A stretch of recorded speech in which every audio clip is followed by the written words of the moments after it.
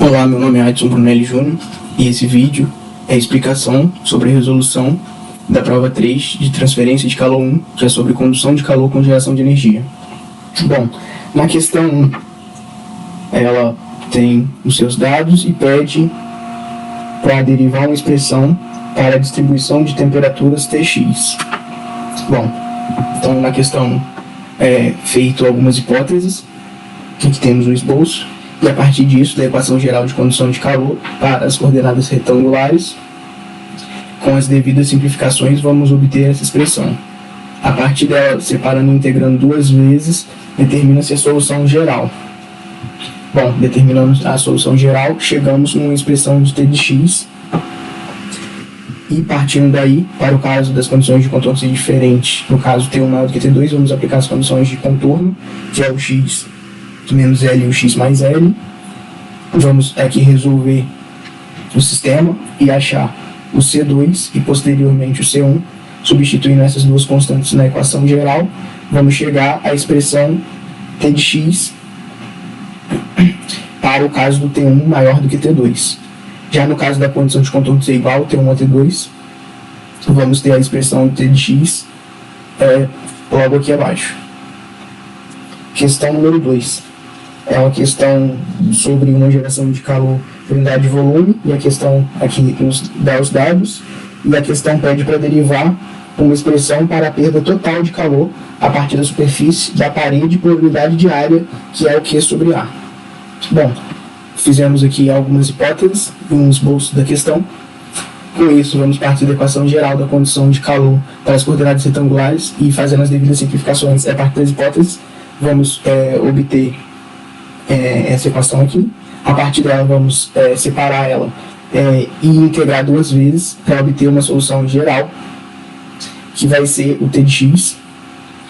Usando esse t de x, vamos aplicar as condições de contorno em x igual a zero, que vamos achar o C1 igual a zero, e x igual a mais ou menos L, que vamos ter a expressão T de L, que vamos achar um C2. Substituindo o C1 e o C2 na solução geral, vamos chegar a uma expressão de T de x com o C1 e o C2, que é a solução geral. A expressão para a perda total de calor a partir da superfície de parede por unidade de área é o Q sobre A. Vamos aplicar esse Q sobre A no T de x geral e vamos chegar ao resultado da questão. Questão de número 3. Ela dá os dados e a questão pede para determinar o quanto de calor é liberado para cada cilindro. Bom, feitas as hipóteses da questão 3 e tendo um esboço aqui do cilindro, vamos partir da equação geral da condução de calor em coordenadas cilíndricas, já que estamos trabalhando com cilindro, fazendo a aplicação das hipóteses iniciais.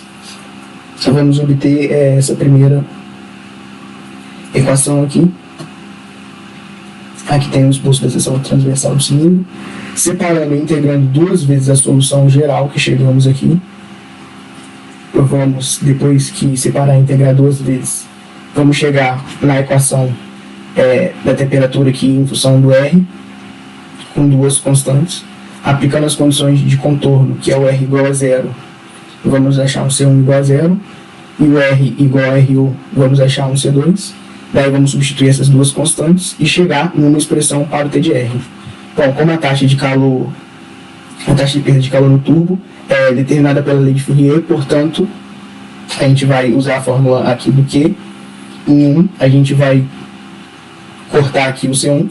Daí, continuando, simplificando aqui o Q e substituindo os dados, vamos encontrar aqui o quanto de calor é liberado para cada cilindro.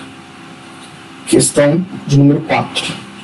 Ela nos dá aqui os dados e a questão pede qual é a temperatura da superfície na placa. Aqui temos os esboços, os dados da questão e as hipóteses. Então temos aqui a fórmula da geração de energia, derivado ela, e abrindo aqui para explicitar a temperatura que queremos achar.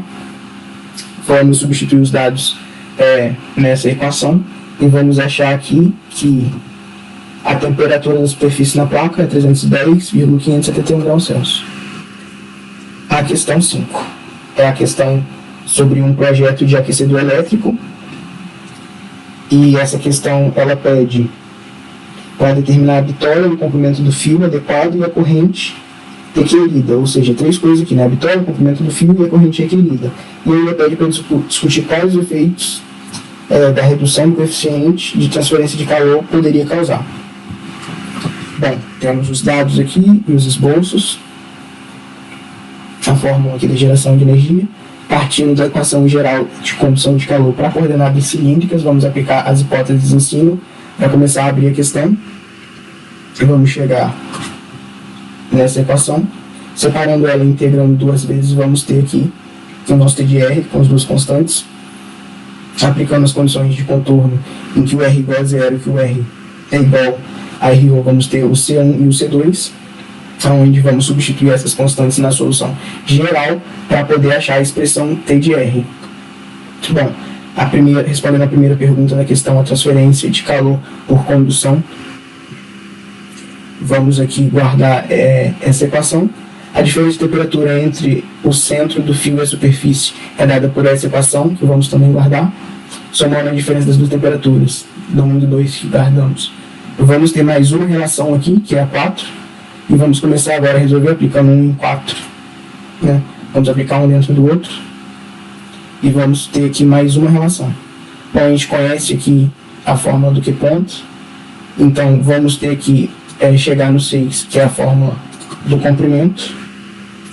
Que a questão pede o comprimento. Substituindo 6 em 5. Vamos ter aqui a última resolução aqui, que vamos guardar com o número 7. Então, com T igual a 0, T do A, substituindo os dados em 7, vamos resultar aqui, começar a substituir os dados na questão. Resolvendo a equação pelo simbolado, vai resultar que o R0 da bitola é 0,00163 metros, o diâmetro do fio vai ser de 3,26 milímetros, e o comprimento do fio, que é o L que a gente achou lá em cima na fórmula, vai ser 0,5342 metros. E discutindo os efeitos da redução do coeficiente de transferência de calor pode causar, né? Reduzir o coeficiente de transferência de calor implica no aumento do diâmetro e do comprimento do fio, bem como um aumento de temperatura na superfície do fio.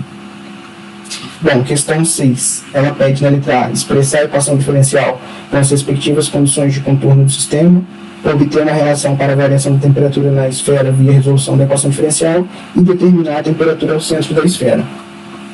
Temos os dados e os esboços partindo da equação geral da condição de calor em coordenadas esféricas agora, e considerando as hipóteses iniciais, vamos chegar nessa equação, cujas condições de contorno são essas. Então, na letra B, vamos separar e integrar 2 vezes, e vamos chegar na expressão de T de R. Aplicando as condições de contorno, vamos achar o C1 e o C2. Substituindo as condições de contorno, vamos ter a expressão geral de T de R. E substituindo os dados no T de 0, vamos ter o valor da temperatura. Na questão 7 e última questão, ela pede qual a corrente deve ser imposta ao fio para que a temperatura em seu centro seja de 150 graus Celsius. Temos os dados e os esboços e as hipóteses iniciais, partindo da equação geral de condições de calor em coordenadas cilíndricas. Com a aplicação das hipóteses iniciais, vamos ter essa equação que contém a expressão da geração de calor, e partindo dela, vamos separar e integrar 2 vezes, vamos chegar numa expressão de T de R, onde temos 2 constantes, C1 e C2, mais a geração de energia.